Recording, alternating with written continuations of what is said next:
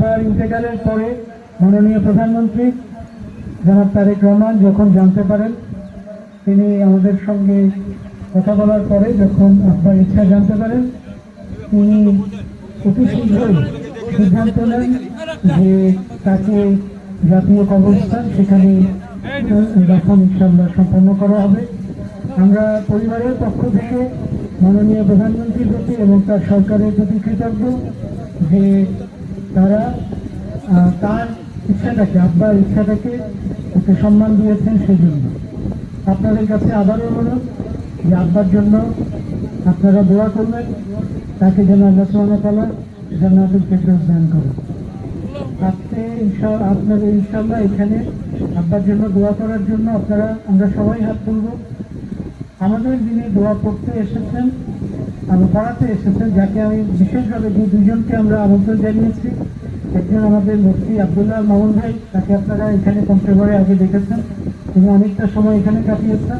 আরেকজন আমার পাশে ভূমিষ্ঠ মুফতি সাইফুল ইসলাম ভাই, তার সম্পর্কে 1 মিনিট বলে আমি তার হাতে মাইকটা দিব। তিনি যখন খুতবা দেন আমরা মন্ত্রমুগ্ধের মতো আলহামদুলিল্লাহ শুনি। তিনি আমাদের মসজিদে আজান হয় 12:15টার সময়। আপনারা যদি আমাদের এই মসজিদে যান, আমাদের 3 তলা মসজিদে মোটামুটি 10 থেকে 12,000 মানুষের, অন্তত 8 থেকে 12,000 আমার হিসাব যেটা, রাস্তায় অন্তত আরো 1,000 মানুষ থাকে। আমাদের এই পরিমাণ মানুষ প্রত্যেক শুক্রবারে সেখানে জুমার নামাজ আদায় করে।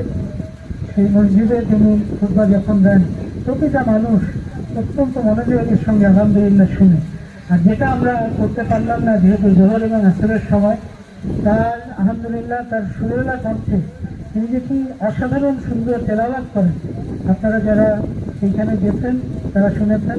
আমি আল্লাহ সুবহানাহু ওয়া তাআলার কাছে প্রার্থনা করি, আল্লাহ সুবহানাহু ওয়া তাআলা যেন আমার এই ভাইয়ের সারা জীবনের জন্য অনেক মঙ্গল দেন এবং তার অনুরোধ করছি। আসসালামু আলাইকুম ওয়া রাহমাতুল্লাহ।